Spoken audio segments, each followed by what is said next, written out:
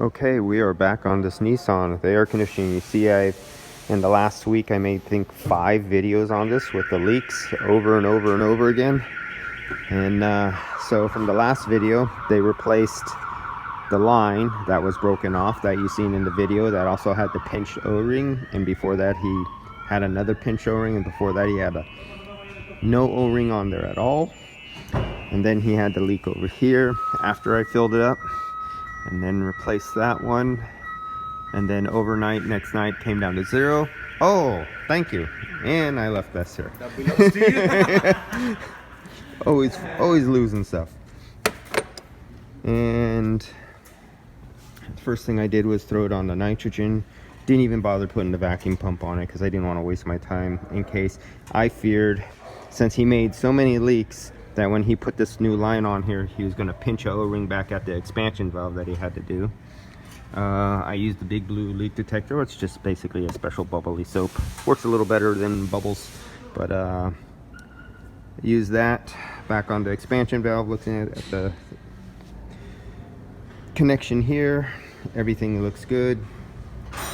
5 minutes, and actually I don't know why it says 0.4 of 1 psi drop, because this was at 150.2, 150.2, and it only dropped actually 1, maybe 0.2. I don't know why it's saying 4. And I'm getting text message on my other phone. Yes, where are you? God dang it, I'm running behind all day today. I can't keep up. Yeah, finish this last video. So nitrogen pressure test. Now what you're supposed to do when you perform a nitrogen pressure test, and this is what I did not do because I'm in a hurry, but I'm banking that only this one line was replaced, and it has brand new OEM O-rings on it that came on the line, so you can't mess that up. Was you fill it up with the nitrogen, you go to say 150 psi, 1 or 2 psi more, no big deal. Let it set for 10 minutes. And the reason you let it set for about 10 minutes, you let all your hoses expand and get past their flexibility, and anything that's going to move, any connections that are going to pull back, any O-rings that are going to flop over, and to stabilize with the temperature of the metal.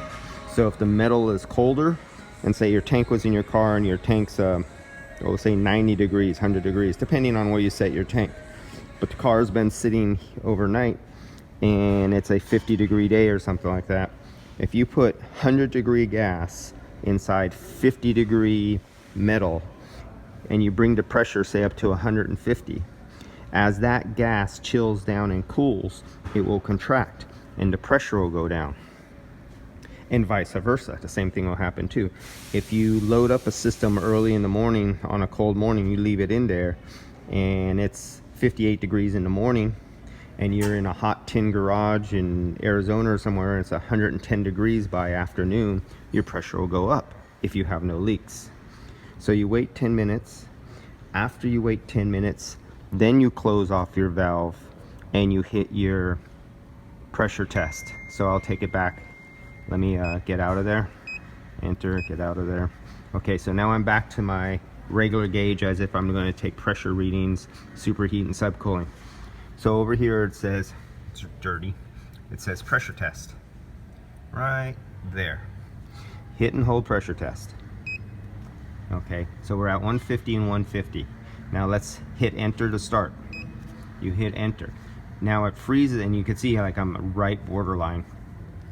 It's starting a timer, it's counting down. And if you're in a hurry in a little system, you go about 15 minutes. On my big commercial systems, I go hours, and especially if they're the big VFR systems and it's like a 60-ton system, I do 24 hours like this, and minimum, and that's about it.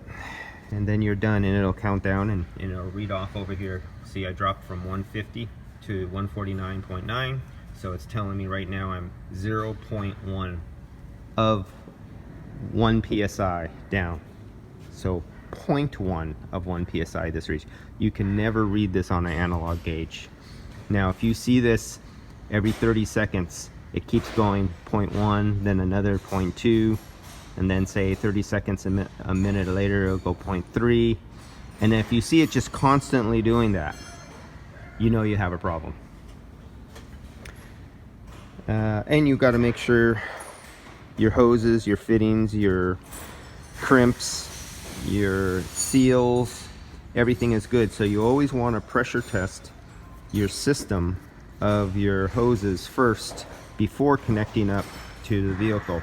So always check your gauges and your hoses, let it set and see if it can hold. If your gauges and your hoses cannot hold all by themselves for say a half hour or so, or overnight, there's a problem. You got to find it. Otherwise you'll always get a bad reading as if you're leaking. Okay, see you on the next one. Let's watch what happens when I evacuate and recharge.